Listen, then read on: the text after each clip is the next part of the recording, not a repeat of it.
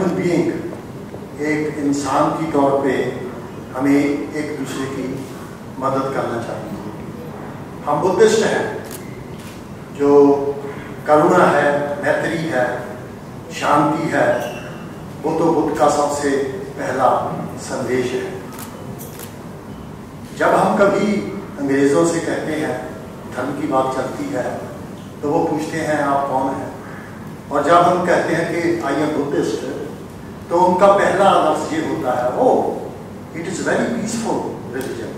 यानी हर एक अंग्रेज़ का यही कमेंट होता है। और भारत के बाहर अगर हम कोई नाज से, ब्राइड से नाम दे सकते हैं, तो वो शाक्यमुनि गौतम बुद्ध का ही है।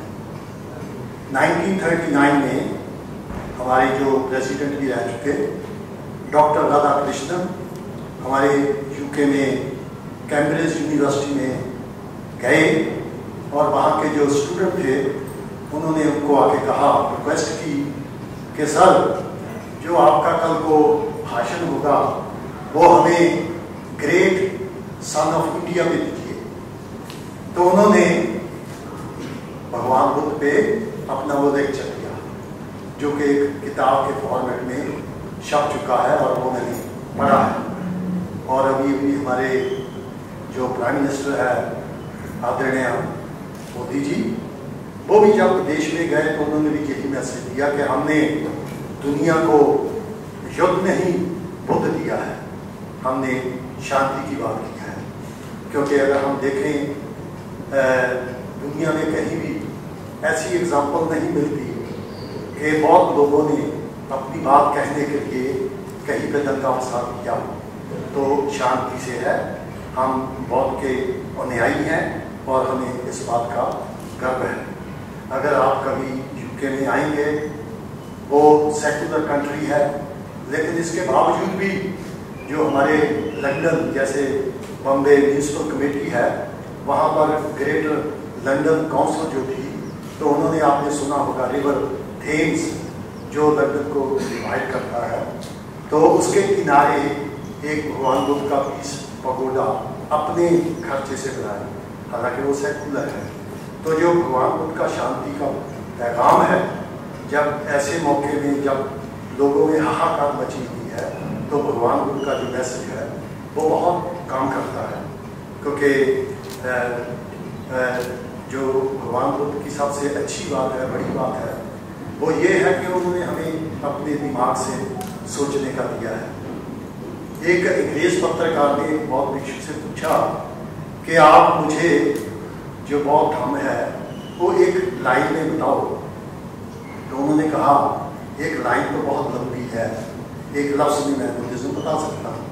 तो उन्होंने कहा बुद्धिज्म इज अवेकनिंग, जागरूकता, तो ये बुद्धिज्म है।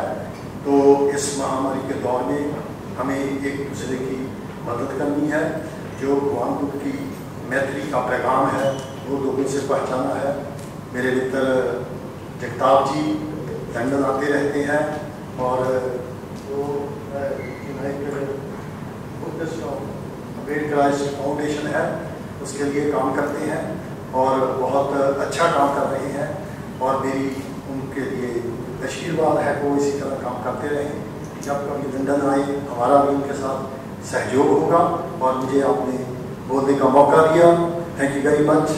नमो बुद्धाय, जय हिंद। देशासाठी ज्या टायमाला मदतीचा हात करतात त्याच्यापुढे आपण काहीच करू शकत नाही।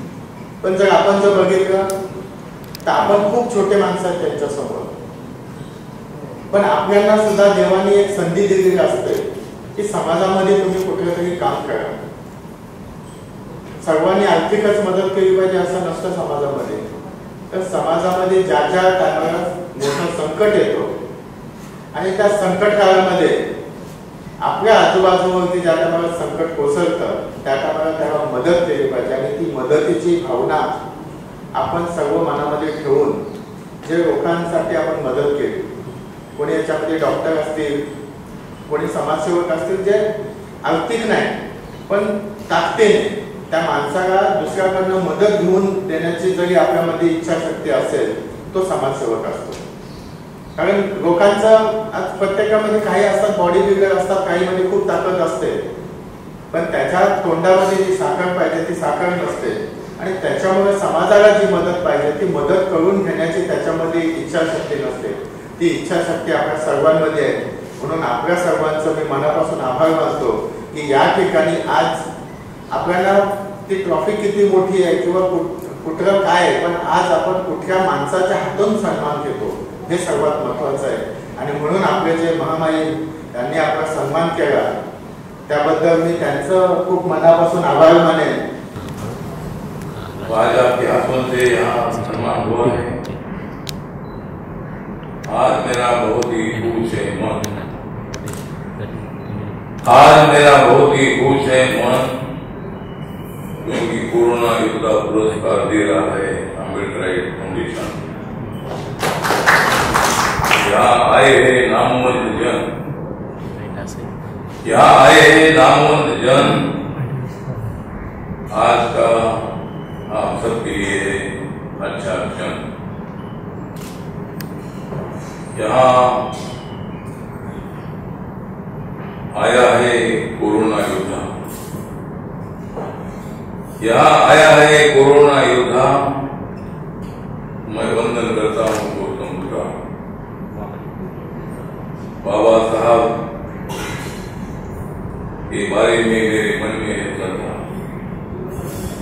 बाबा साहब के बारे में मेरे मन में है श्रद्धा, क्योंकि मैं भी हूँ दलित मूवमेंट का योद्धा.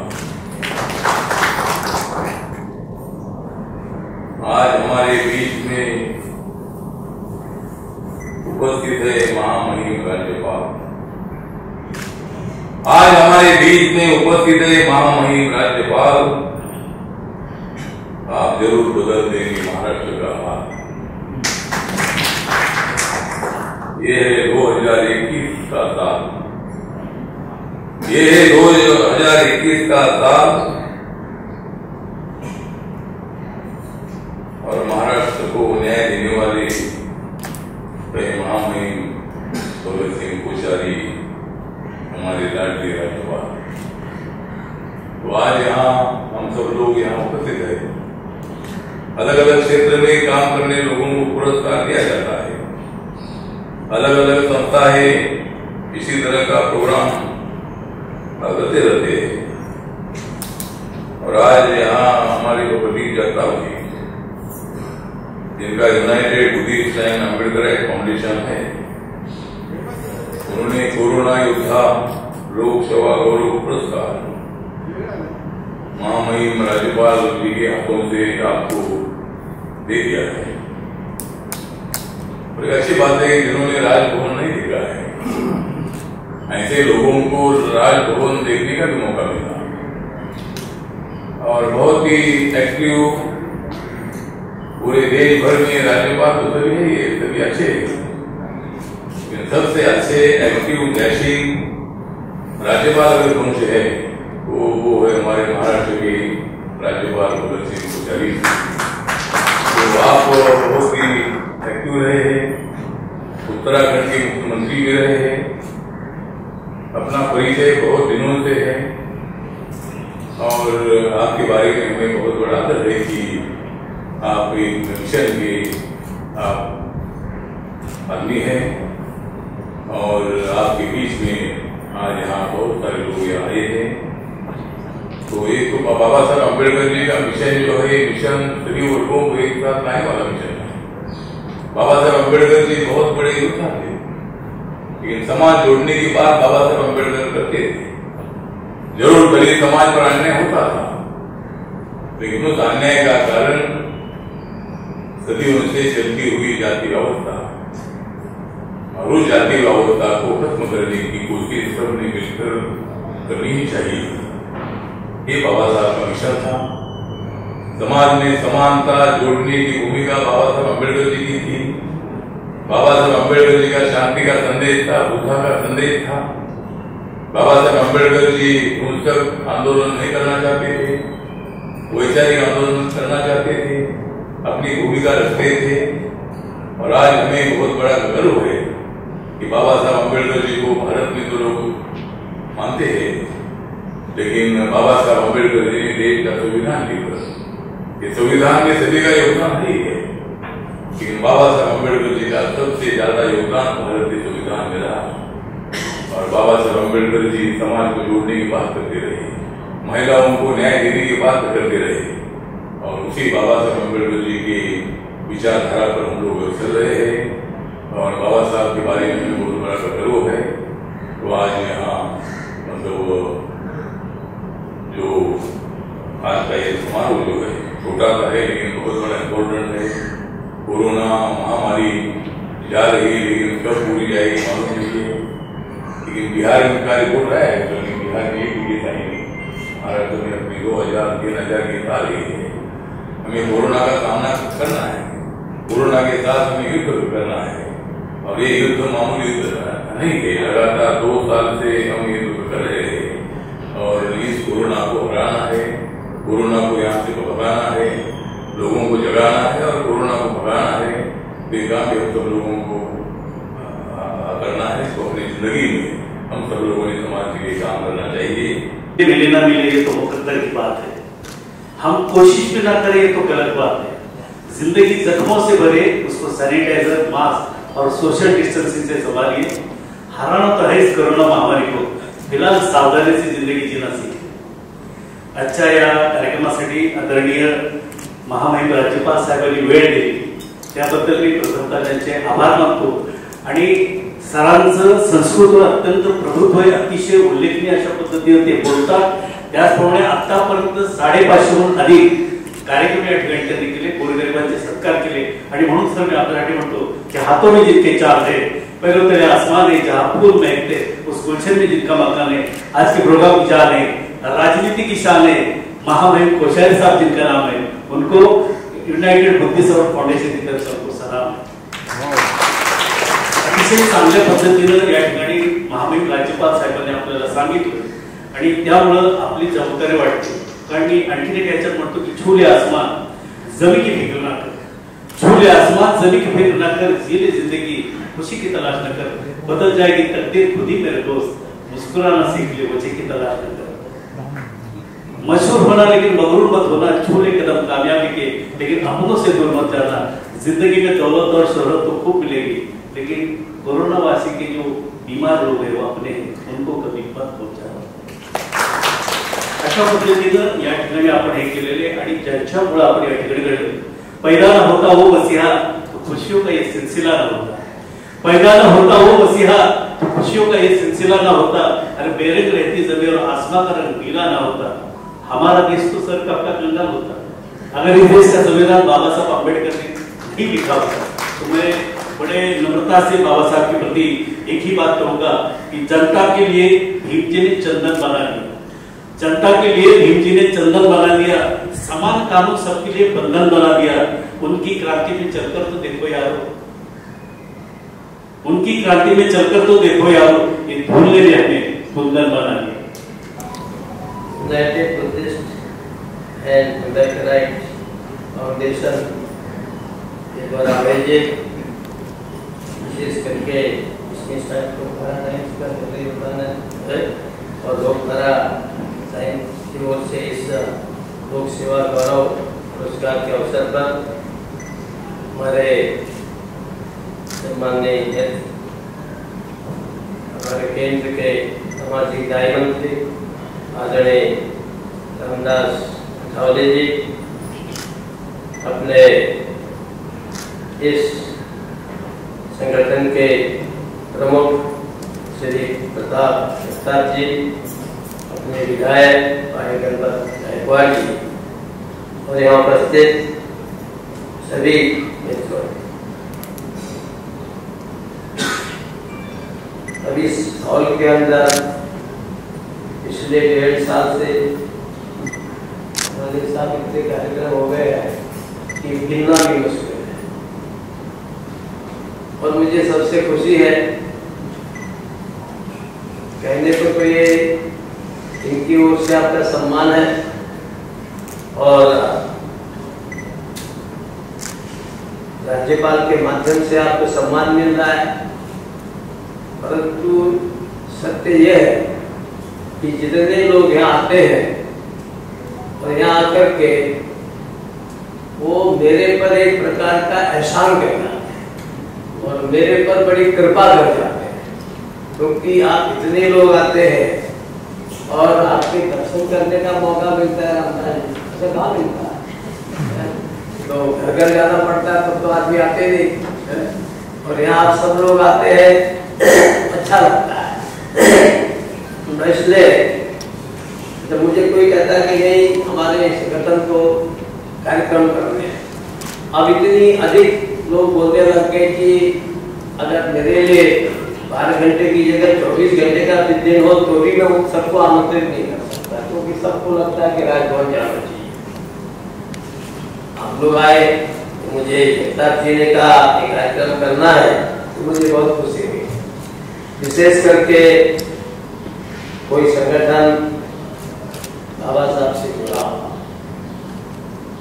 भगवान बुद्ध से जुड़ा हुआ, तो ये मान के चलता हूं कि जो बाबा साहब भीमराव अम्बेडकर से जुड़े, जो भगवान बुद्ध से जुड़े, वे अगर जागृत हो जाएंगे, वे अगर एक्टिव हो जाएंगे, तो केवल कोरोना ही नहीं, कोई भी महामारी आएगी वो सबको हम पराजित कर देंगे, ऐसा मुझे लगता है। क्योंकि बुद्ध का यही संदेश था कि आप करुणा से, दया से, लोगों के प्रति उनको सहयोग से आप न केवल उनके दुखों को दूर करेंगे, बल्कि आप अपने भी दुखों को दूर करेंगे जब कोई भविष्य में आने वाले हो। इसीलिए आप मनुष्य ही नहीं, जड़ से लेके चेतन तक के, चेतन से लेके जड़ तक के जो कष्ट है, यदि आप उसमें अपनी थोड़ी भी सहायता करते हो तो एक न एक दिन भगवान ऊपर वाला आपको उसका प्रतिफल देता है। और इसीलिए जो भगवान बुद्ध की शिक्षा थी, बताइए आज से 2500 साल और उससे भी पहले हो गए, और आज हमारे देश में बगल में तिब्बत, चाइना, भूटान, नेपाल, नीचे हमारे लंका, श्रीलंका, म्यांमार, जापान, कहाँ भगवान बुद्ध का यह फैला हुआ है। यानी बौद्ध धर्म होने के नाते, बौद्ध धर्म के प्रमुख होने के नाते हमारे दलाई लामा जी ने चाइना के सरेंडर न करके तो भारत में आए, तो यहाँ वो नहीं सरेंडर, क्योंकि ये बुद्ध का देश है।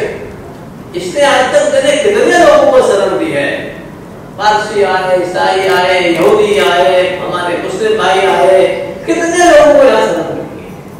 और इसलिए हमारे पूज्य दलाई लामा जी ने जब देखा कि नहीं, अब यहाँ चाइना एक का जो भगवान पे विश्वास नहीं करता, जो नास्तिक है, ऐसी सत्ता आ रही है, तो उन्होंने भारत में शरण लेना उचित समझा।